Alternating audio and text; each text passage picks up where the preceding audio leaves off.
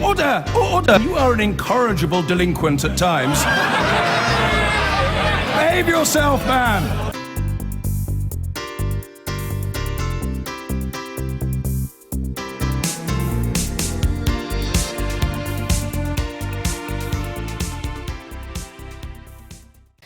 See you in court. That's the response of President Donald Trump to a court in the United States which has refused to reinstate his ban on travellers from 7 mainly Muslim countries. The controversial immigration reform was suspended last week. But the president appears determined to continue the legal battle. Our North America editor John Sopel reports. Ready, close. A full ceremonial welcome as President Trump greeted the Japanese Prime Minister Shinzo Abe at the White House on a cold, crisp morning, though that was as nothing compared to the icy blast coming from the West Wing after last night's court ruling. Donald Trump tweeting very soon afterwards in block capitals, a sure sign of irritation, "See you in court. The security of our nation is at stake." And then he bumped into reporters and said this. It's a political decision and we're going to see them in court and I look forward to doing it. So you believe the judges made a political decision? We have a situation where the security of our country is at stake. And it's a very, very serious situation. So we look forward, as I just said, to seeing them in court. In Washington state, which brought the original case, defiance to Donald Trump's "see you in court."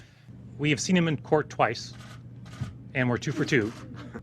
We respect that the president has broad authority when it comes to issuing executive orders, but they still have to follow the Constitution. That's the bottom line. The 3 federal appeal court judges ruled that there is no evidence that any alien from any countries named in the order has perpetrated a terrorist attack in the United States. The safety valve for the most vulnerable people offered no explanation for how these waiver provisions would function in practice. And in conclusion, the judges say, competing public interests do not justify a stay. In other words, the decision of the lower court will not be overturned. The next and last legal stop is the Supreme Court, with 1 vacancy still to be filled, is split evenly between 4 Liberal and 4 Conservative justices. If they were to tie, then the judgment of the lower court would be upheld. The president and his advisers have a tough decision to make. Do they press on, take this to the Supreme Court and risk another defeat? Or rip up the existing executive order, redraft it and admit that they got it wrong in the first place? Not easy choices. The president promised during the campaign that he would win so much Americans would get bored of winning. This is not the story so far on his migrant ban. All right, thank you, press. Thank you, everybody. John Sopel, BBC News, Washington. There are limits to executive power, and President Trump has just run slap bang into them. Last night, an American court again refused to uphold his travel ban, leaving Mr. Trump venting his fury on Twitter about what he called the disgraceful decision and vowing to fight back.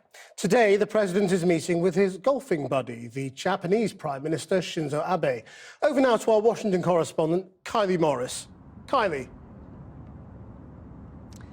Krish, Donald Trump at this stage, I think it's fair to say, has multiple fights on multiple fronts, and they're not all going his way. In terms of the court case you mentioned, here's what happened. A week ago, a court in Washington state put in place a temporary restraining order on the immigration ban.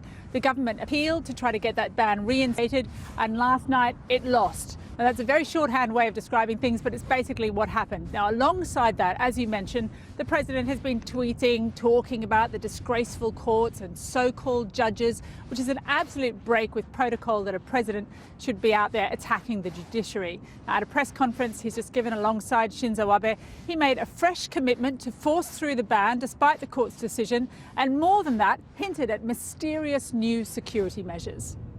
Because safety is a primary reason, one of the reasons I'm standing here today is the security of our country. The voters felt that I would give it the best security. So no changing course, no review, no backing down. So we'll be going forward.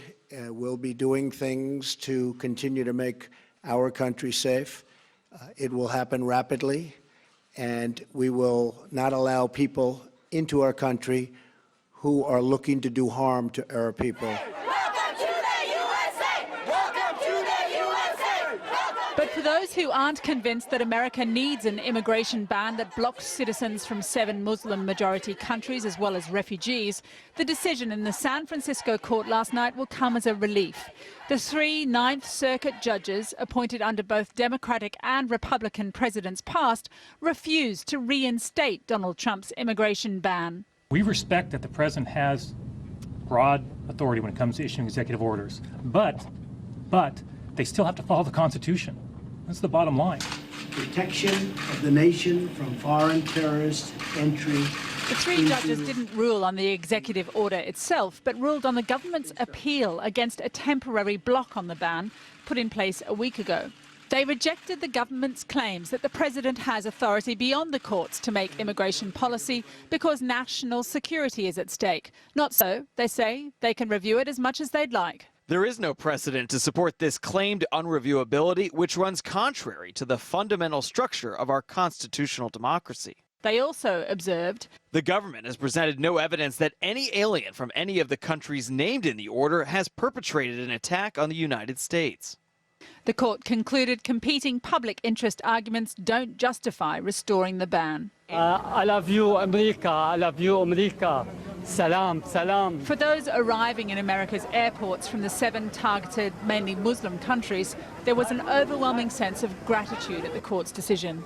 It's been almost like 2 years, you know. I'm trying to come and to see my husband, so yeah, thanks a lot. I wanted to walk into the airport and just start screaming, like, we won, we won. Miriam Sadiq has worked at Washington's international airport since the president announced his executive order. It's powerful because it shows that America has not betrayed its own values, that we are still a country of laws and not of men. Over at the White House, the president's second defeat on this, his touchstone issue, was percolating through. Does he see this as a setback? I think his tweet was perfect when he said, we'll see you in court. And the nation's safety is at stake here. In response to the president's tweet, well, we have seen him in court twice, and we're 2 for 2. Even the art of the deal seems to have deserted the president. Here he is boasting shortly after the election about the new terms he'd negotiate with China after he broke protocol and took a congratulatory phone call from Taiwan. I fully understand the one China policy, but I don't know why we have to be bound by a one China policy unless we make a deal with China. But then last night, another phone call, this time to Beijing, communicating that, on reflection, maybe one China is the best policy after all. 3 weeks into his new job, the man who likes to win is getting accustomed to how it feels to lose. Well, earlier I spoke to the EU High Representative for Foreign Affairs, Federica Mogherini, who met with the Trump administration over the past few days. And I began by asking her how comfortable she feels when President Trump singles out the EU as an example to prove that mass immigration is dangerous. I hear very different messages when we have formal meetings, and I take that for the real message. But first, it has to be very clear to the new US administration and to Americans. European problems are for the Europeans, as well as American problems are for the American president to deal with. And it seems to me that the situation here is quite tensy, and that requires probably a little bit more of political attention from the administration. We do not interfere, and we expect our partners not to interfere in our politics. We have a different view on migration. We believe that migration is not something that needs to be stopped, but managed in an orderly, humane, sensible and reasonable manner. This doesn't mean that our doors are open for everybody, but this doesn't mean that we want to stop everybody. Also because our economies, as well as the American economy, would collapse tomorrow if we were to make all migrants disappear from our countries. Do you have full confidence that the Iran deal remains robust, despite the change in rhetoric, the change in attitude, certainly, from the Trump administration? Yes.